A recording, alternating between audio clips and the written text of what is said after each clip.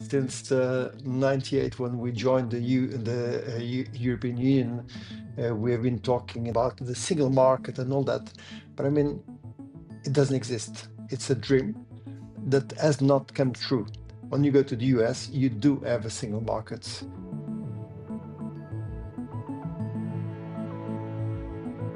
Geopolitics, innovation, sustainability. Three forces that have deeply transformed the way business operates across borders. Foreign direct investment has always been a complex endeavor, but the level of foresight, management skills, and risk appetite it requires today goes beyond anything we have seen in decades. Few have lived through that transformation quite like Filipe de Botton. Filipe co founded Logoplaste with his father in 1976 in Lisbon and went on to transform it into a global packaging multinational. Today, Logoplast operates 66 plants in 17 countries, and foreign direct investment is almost second nature to the company. Filipe, how have you adjusted your international strategy to navigate the new global markets? I mean, it was done on a daily basis. Yes, we had a clear strategy. Being a Portuguese company, we could not afford being only in Portugal. That for us was very clear. So we need to, if we want to expand, to grow, to give security to everybody to work in Logoplast, we needed to expand internationally.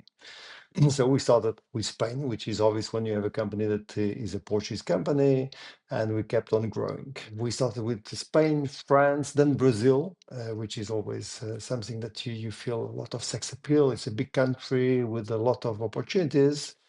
And then we kept on growing. And then in 2009, we started the US with a huge surprise. And when I'm saying huge surprise is that we think that Europe, it's a big market, a huge market, lots of opportunities.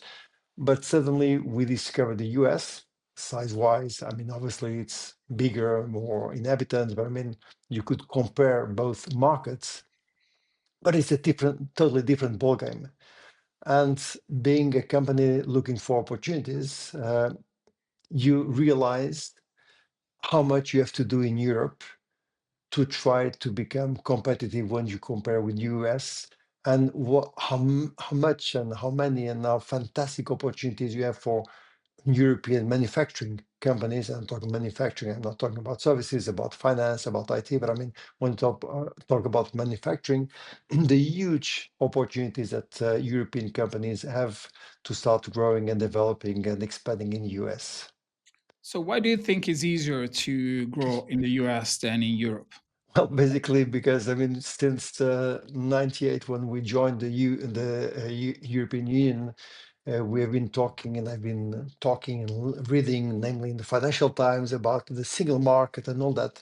But I mean, it doesn't exist. It's a dream that has not come true. When you go to the US, you do have a single market. I mean, yes, you can travel among the countries in a very easy way, but that's it. I mean, the cost of trading, and when I'm talking about trading, I mean, when you export goods, even within the US, there are taxes which are quite huge. They can go up to 45% within Europe, being a European company. It's almost a nightmare if you compare with the US, where it's in fact one market where it's quite easy to expand and to work.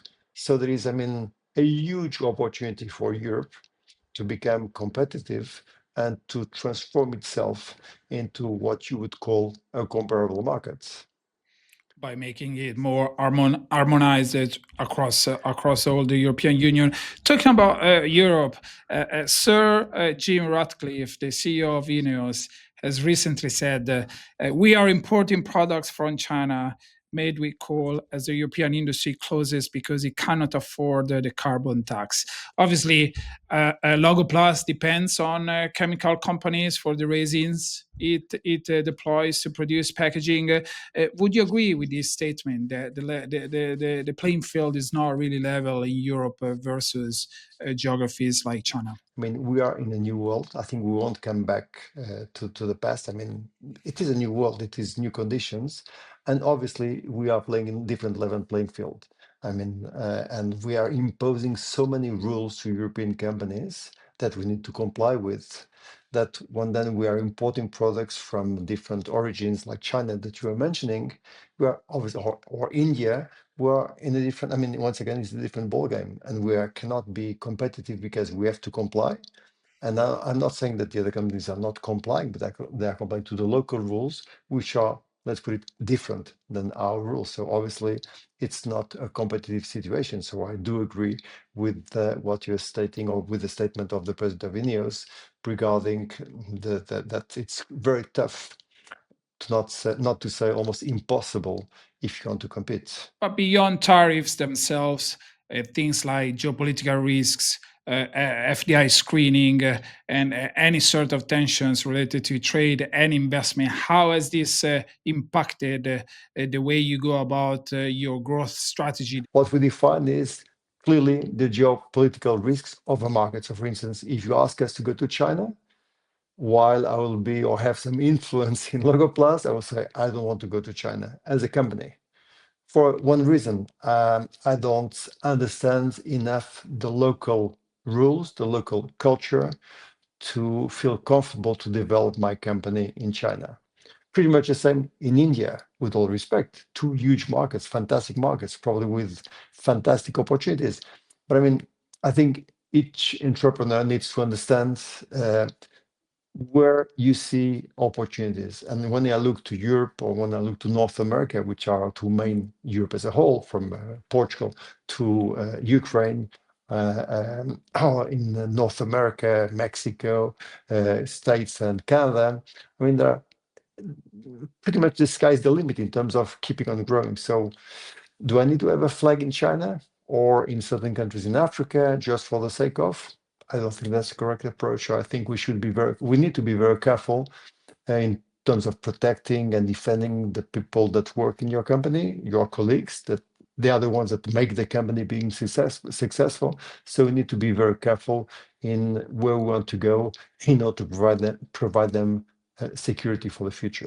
Let's talk about technology and automation and artificial intelligence. You are manufacturing a sector that has been disrupted by automation for many years now. How has technology changed the way you do things at Logoplast? Very strongly, because I mean, all companies, we are struggling today to find talent.